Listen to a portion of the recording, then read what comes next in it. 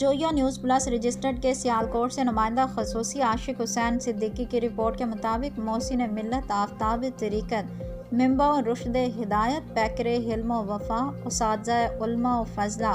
शेखुल हदीस अल तफसीर हज़रत अल्लामा मौलाना अलहाज हाफिज़ मोहम्मद आलम रहमतुल्लाह अलैह मुहद्दिस सियालकोटी का 24वां सालाना उर्स मुबारक के सिलसिले में महफिल पाक का इनेकाद ज़ेर सदारत साबिक़ वज़ीर मजहबी अमूर साहबजादा हाफिज़ हामिद रज़ा जामियतुल आलम यूनिवर्सिटी सियालकोट हुआ,